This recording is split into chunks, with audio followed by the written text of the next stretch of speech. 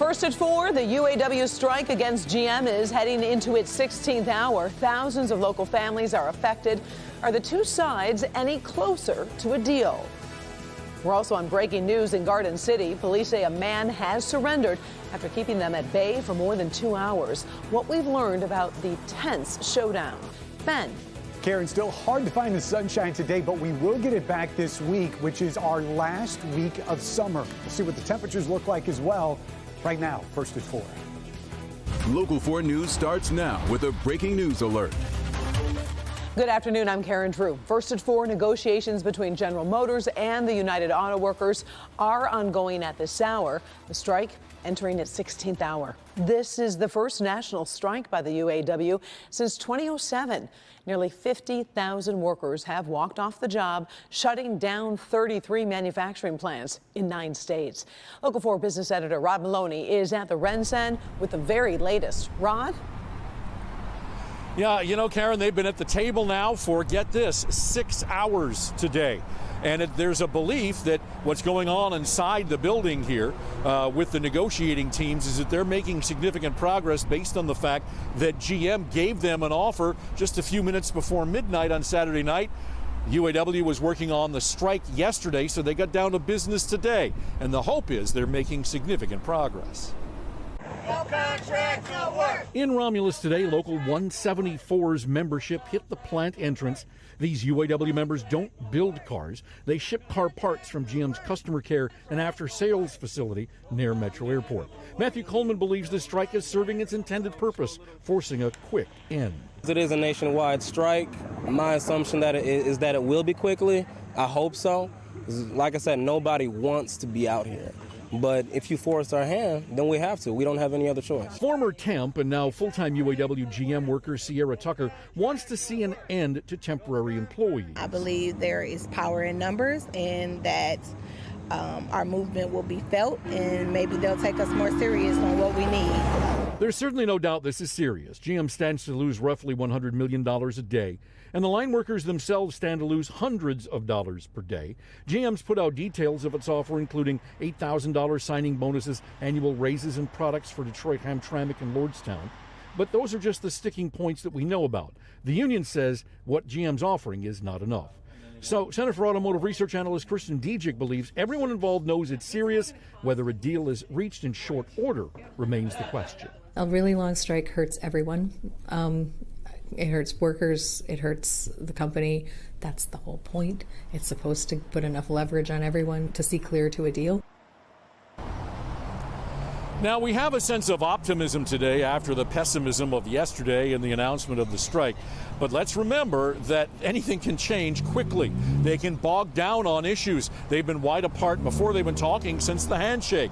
And so anything can happen. The optimism remains. We'll see where this goes. Karen, back to you. All right, Rod, and we're going to have live updates every hour through 6. What are we going to talk about tonight at 5?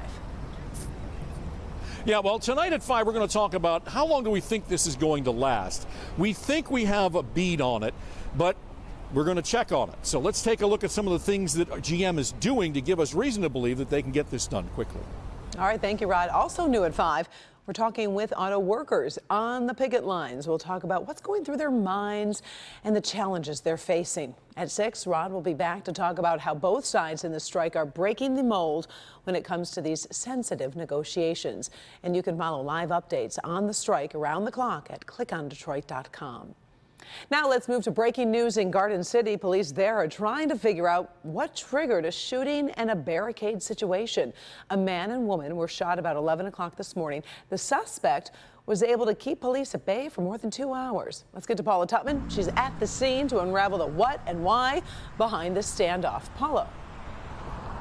Yeah, hi, Karen. So let me show you what's going on right now. So that's Belden Street right there. Animal control just pulled up. So I have to suspect there's probably a pet inside. Let's get to the condition of the people who were shot. We know that a man was shot in the arm. We believe it was the woman who was shot in the stomach, was in surgery as late as 90 minutes ago. And neighbors were really surprised at who police believe is responsible. Police say this is the man they believe shot 2 people in the 100 block of Belton in Garden City this morning. He couldn't put his arms up because he is dependent on a walker to even get down. His neighbors say he came home, saw police surrounding the house, and got out as fast as he could with his son. Never would we have thought that he would have done something like this. So I don't want to say he did, and not until somebody that knows what happened says he did. We responded. A subject exited the home, stated he'd been shot, and there was another victim inside, as well as a suspect. 2 streets had to be shut down and secured. Neighboring jurisdictions lent support. Inkster, Livonia, Wayne Westland, Canton. Heavily armed special response teams surrounded the house. A drone hovered about to ascertain where the suspect might be. A robot was made ready to go inside, but then, almost as quickly as the incident began, the suspect came out, meandering his way down a disabled ramp and into the waiting handcuffs of police. What are the extent of the injuries that you know of? It's still preliminary. They were taken to local hospital, and we'll find that out later. So it just kind of appears that life is trying to return to normal. Somebody's cutting their grass. I've seen children riding on their bike, though you have to imagine it's very difficult. If the name Belton Street sounds familiar in Garden City, it is because this particular shooting happened exactly 2 doors down from the shooting of that female police officer 3 months ago in that domestic violence dispute. Karen? Some frightening times for that neighborhood. All right, thank you, Paula. A chaotic morning over in Sterling Heights as officers fire on a man armed with a long gun. This happened on Bonaparte Avenue near where 19 Mile, Van Dyke, and Utica all meet up. Police say they responded to an argument between several people when a man armed with that long gun pointed it at the police. Officers fired and hit the man several times. He is currently in critical condition. Police are investigating. Mayor Mike Duggan is seeking to get rid of Blight in Detroit. The mayor is asking the city council for a $250 million bond to eliminate all residential blight in Detroit by mid-2025. Now, since 2014, 19,000 homes were demolished throughout the city. Mayor Duggan says the money will not only go towards tearing down homes in poor condition, but renovating blighted homes that are still in good shape. That's what we're going to do. We're going to come through neighborhoods like this one, and this is so typical of the city. You've got houses over here that clearly need to come down. You got houses across the street that are beautiful. The folks have been maintaining them, and we need now to say to the folks who stayed, we want you to be happy you stayed. Well, if the measure is approved by City Council, it will go before Detroit voters on March 10th, 2020. In the first forecast, a few of you could see some light showers today, but overall the forecast keeps getting better and better, especially when you take a look at the week ahead, Ben. Yeah, Karen, we haven't seen a whole lot in the way of sunshine today, and it looks like our chances of sprinkles are pretty much going away as these clouds are breaking up, but the sun's coming back. Everything's looking better as we get later and later into the forecast. Today, these numbers are actually a little bit above average, mid to upper 70s out there. And even though the wind is out of the north, that usually indicates drier air, but it's still pretty muggy out there. Dew points have been hanging around the mid 60s in a lot of locations. But going down to the East Coast, we've got a hurricane just off the Carolinas. And if this looks eerily familiar, it's not. This is Umberto, and it is a hurricane. We'll tell you where it's going and what parts of the U.S. it could affect coming up in a few minutes. Karen?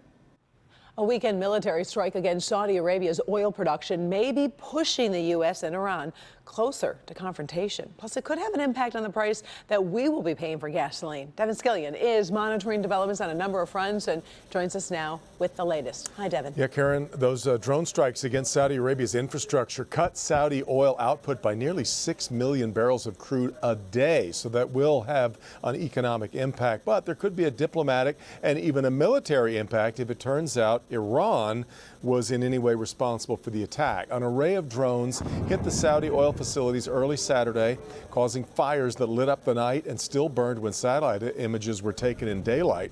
A rebel group in Yemen on Saudi Arabia's southern border claimed responsibility. Those rebels have support from Iran. Saudi Arabia says the accurate weapons used in the attack came from Iran, and it adds the attack came from the north, making it less likely that the drones originated in Yemen. Well, Iran denying any responsibility. The Saudis have not yet blamed Iran, but President Trump tweeted the U.S., as he put it, is locked and loaded and waiting for verification before determining how to proceed. Now, as Karen mentioned, as for the impact on oil markets, prices internationally up about 15% already. Not seeing much local impact just yet, but AAA telling us we could see prices rise here by the end of this week. We'll keep an eye on that. Eventually, they could go up by as much as $0.25 a gallon, depending on repairs in Saudi Arabia and how long they take. Karen, back to you. All right. Thank you, Devin. Still ahead, first at 4, rock and roll legend has a message for men that could help save their lives. It's information you might share with someone you love. Also, a new Ford recall. It's a Help Me Hank warning to thousands of drivers about the risk for a painful injury. It's a multi-billion-dollar battle that will impact people caught in the opioid crisis. We'll tell you where things stand now, right after the break.